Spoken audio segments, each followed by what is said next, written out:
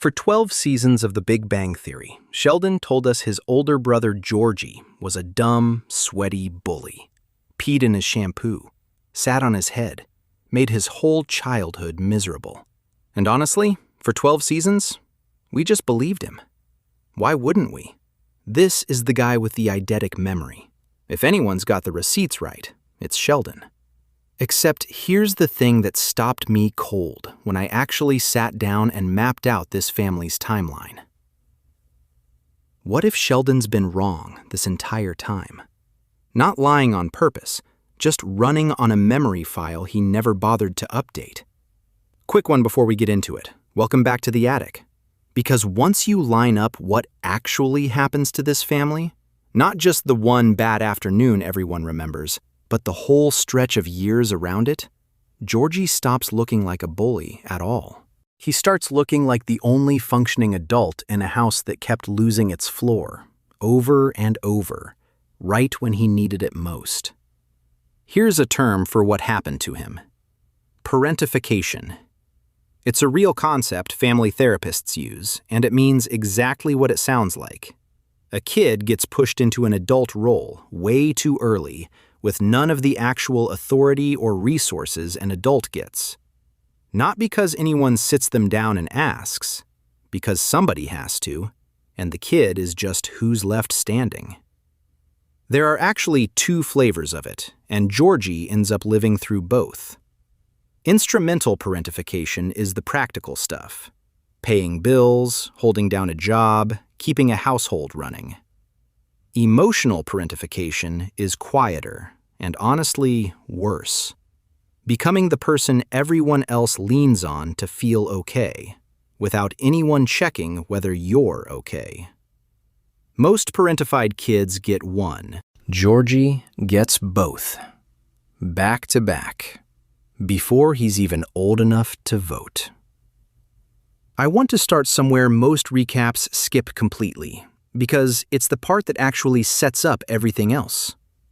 Before George Cooper Sr. ever has that heart attack, before the funeral, before any of the stuff people usually point to, Georgie is already quietly practicing at being older than he is.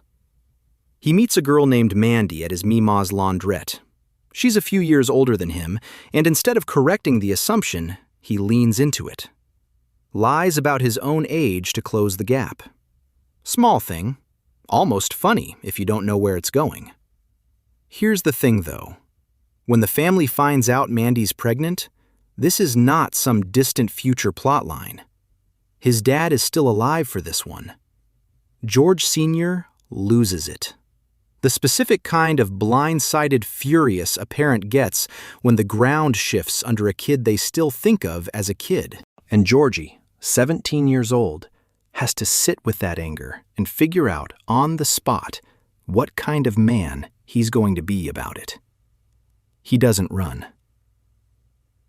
That's worth sitting with for a second, because at 17, running is the easy option, and nobody would have been shocked if he'd taken it. He stays, shows up for every appointment he can. When the baby comes, they name her Constance, Cece for short, after his grandmother. He's in the room. Not perfect, scared by his own admission more than once, but there. He proposes. They get married, quietly, more family showing up at the courthouse than either of them expected. And somewhere in the middle of a life that already looks nothing like a normal teenager's, Georgie Cooper becomes a husband and a father before he's legally allowed to rent a car. I didn't expect that part to matter as much as it ended up mattering when I put the rest of the timeline next to it. Because here's what happens next. Weeks after that wedding, George Cooper Sr. dies of a heart attack. Sheldon and Missy are 13, about to turn 14. Georgie, 3 years older, is 17. Not 18. 17. Already a husband, already a father. Still, legally, a kid himself. And look at what that house actually looks like the week after the funeral. Mary, the woman who ran this entire family like clockwork for years, completely comes apart. She's not functioning. Missy, Georgie's twin sister, spirals, acts out, does exactly what a grieving teenager does when the floor disappears and nobody's there to catch her. And Sheldon? Sheldon is already halfway gone. The family scrapes together whatever help they can find to send him off, first to a research program, eventually to Caltech, and he takes it. He goes and builds his entire future while the house behind him is still on fire. So who's actually left standing in Medford, Texas? A teenager with a wife, a baby daughter, no diploma, because here's a detail people forget, Georgie drops out of high school. No degree, no plan on paper, and now, suddenly, no dad. A mother and sister who both need someone to hold them up, and a household of his own that still needs feeding. Try building a case for dumb, sweaty bully out of that resume. Still working on it? Yeah, me neither. And he doesn't leave. That's the part that gets me every time I think about it. He had every excuse in the world to be exactly as gone as Sheldon was. Nobody would have blamed a teenager with a newborn for putting his own family first and letting Mary and Missy figure it out. Instead, he just stays. Quietly becomes the one adult in a house full of people who are supposed to be the adults, on top of being the adult in the house he just started. Look at what he actually does with the next few years of his life. Bag boy, door-to-door salesman, a stretch working at a casino, selling sporting goods. Whatever paid that week, he took it. Because paychecks don't wait for you to figure out your calling. And this one has 2 households depending on it now. Meanwhile, his little brother is in California, on a path that's going to end with a Nobel Prize, funded in large part by scholarships and church support the family scraped together specifically so Sheldon wouldn't have to worry about money. The 2 brothers are living completely different lives at the exact same age, and only one of them got to choose which life that was. Eventually, the jobs lead him somewhere with a little more permanence, a tire shop connected to his in-laws. And this is where it actually gets interesting, because here's something I didn't expect when I started digging into this. Georgie ends up working for, and eventually buying into, a business tied to the very family that once looked at him like he'd ruined their daughter's life. His mother, Mary, at some point admits she'd been overlooking Georgie for years in favor of Sheldon, and she tries to make it right the only way she really can. She offers up her own house as collateral so Georgie can buy in as a partner alongside a coworker, Reuben. Think about what that moment actually is. A mother, finally seeing the son she'd been quietly underinvesting in for a decade, and the only apology she has to offer isn't a conversation, it's her house on the line for his future. That's not really an apology. That's just parentification with extra steps, dressed up as a gift. Honestly, look at the shape of it end to end.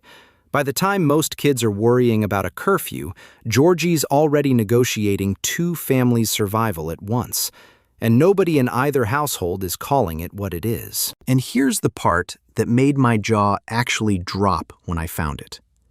Because it's not even hidden. In the very last episode of The Big Bang Theory, Sheldon's giving his Nobel Prize speech, reading texts from his family, and he mentions, almost as a throwaway joke, getting a congratulations from his brother's ex-wife. Then, without missing a beat, his brother's other ex-wife. That aired in 2019. The audience laughed. Classic Georgie, right? Getting divorced, moving on, haha. Except then, in 2024, a whole new show premieres called Georgie and Mandy's First Marriage. Read that title again. First Marriage. It's not hiding anything. The show is telling you, from the cover, that this ends. That the exact relationship you're being asked to root for right now already has an expiration date. according to a joke written 5 years before the show even existed. Honestly, sit with that for a second, because I don't think it's a mistake. I think it's the writers being upfront with you about something the parentification frame already explains.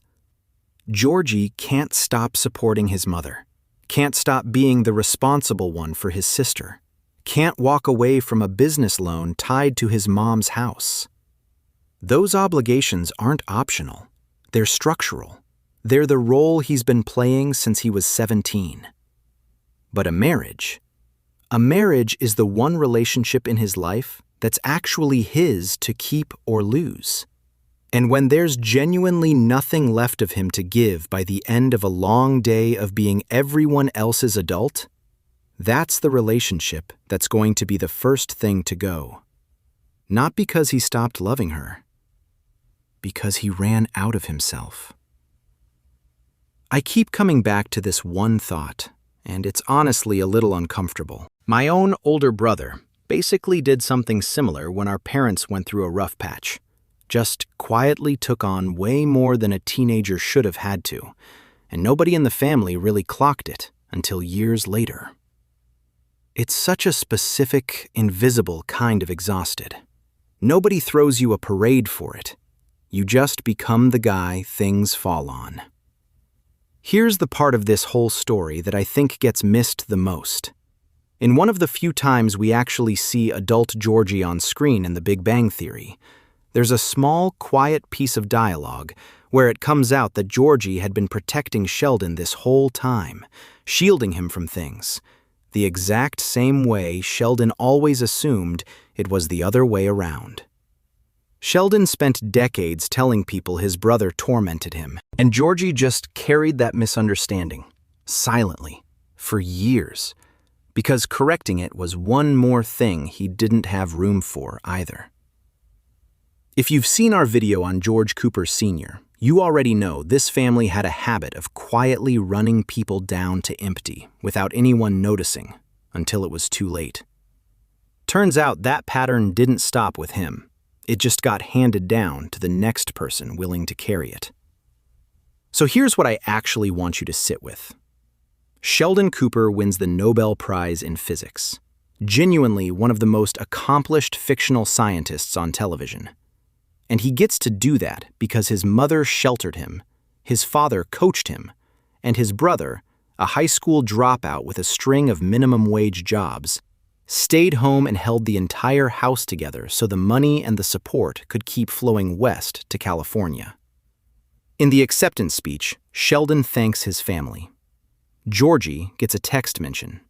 That's the whole reunion. That's the full weight of the debt, repaid in one line of dialogue, at an award ceremony his brother wasn't even at. The Cooper family didn't survive George Sr.'s death because a genius held them together. It survived because a 17-year-old, with no diploma and no plan, looked at his mother and his sister and decided he wasn't going to let the house fall apart. Everybody saw the genius. Almost nobody saw the kid who made the genius possible. If you grew up being the one who had to hold things together while everyone else got to just be a kid, I want to hear about it.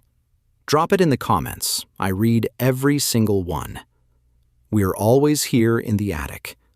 See you back in the next one.